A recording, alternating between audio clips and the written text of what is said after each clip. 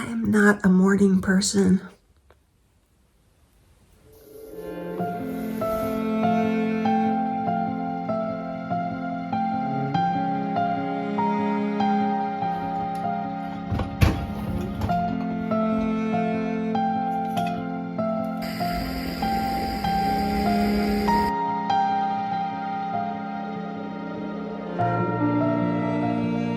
It is day 2 of Mary following her dreams for 30 days. It's July 9th, 2024. And I want to say, first of all, a huge thank you for watching day 1.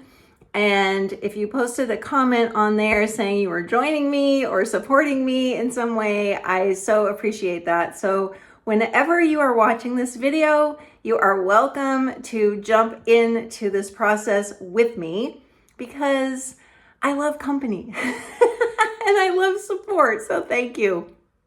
On day 1, I had a couple of big realizations about things that will help me as I go forward in this experiment, this challenge, whatever you want to call it.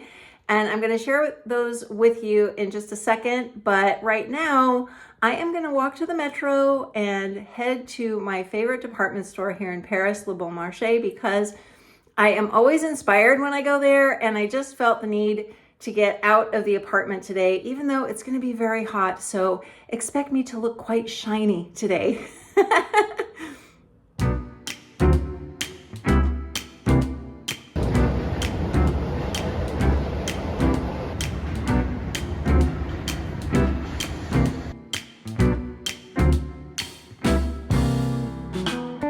I am now in the park that is next to Le Bon Marché, and my timing was perfect because apparently there was quite a downpour while I was in the metro because the benches are wet and I can see the ground was wet, but I am perfectly dry here in the sun and it is warm. So I wanted to share 2 realizations that I had on day 1 that might be helpful to you if you are pursuing your dreams, pursuing your passions, and you're wondering maybe why something isn't working for you. The first one is that I was a good employee, but I was also a terrible employee because I couldn't work on a schedule per se. I am much more of a deadline-oriented person. So for example, I had thought that maybe during this 30-day challenge, experiment, whatever you want to call it, of following my dreams, that I would set a schedule for myself where I would say, okay, every day from 10 to noon, I will work on my novel. Then I'll have lunch. And then every day from 1 to 2, I'll practice French. And after 2 p.m., I will make sure and get out for a walk. And then I will do some other business-related things. I thought I could do that. Not going to happen because I don't think that way. It's not how I operate. So like today, I wanted to get some inspiration by coming to my favorite department store in Paris. And I needed to do that in the morning. So I'm setting a deadline for myself instead related to these projects. So for example, I might set a deadline that says by the end of day 5, I will have the most important aspects of my character sorted out, my main character in my novel. Or I might say by the end of day 4, I will have gone through this chapter, and this chapter in the French study book, something like that. The second realization that I had is that I love to follow the fun. If you've been around me at all, you know that's one of my life's mottos and has been for a long time. And so I can't follow the fun if I am sticking to a strict schedule like that.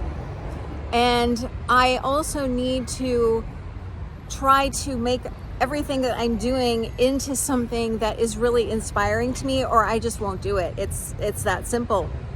So for instance, I uncovered a course that I bought quite a while ago that has to do with fiction writing. And I started going through it this morning before I even got out of bed. And I realized that it was really sparking some new ideas and it was really fun. It was a totally different way of looking at fiction writing. And I thought, okay, I wasn't planning on doing this, but this seems really fun. And even if I start working on a slightly different fiction project through doing the exercises in this course, that will help me with my novel. So basically, my suggestion would be, if you are good at following a schedule, then set a schedule. If that doesn't work for you, then set some deadlines. And in the midst of all of it, don't forget to follow the fun and do things that are interesting and exciting and inspiring to you.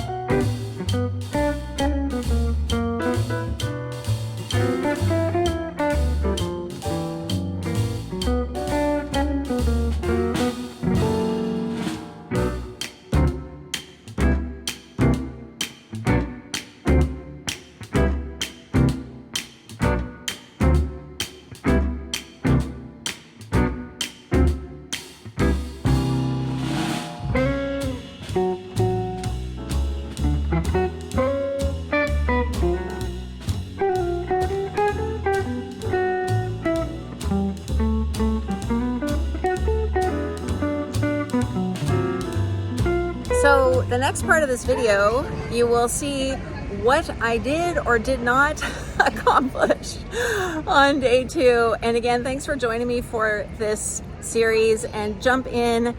I love the idea of you participating with me, and even if that's just through posting a comment, I'd appreciate it. So let's see how Mary did, shall we?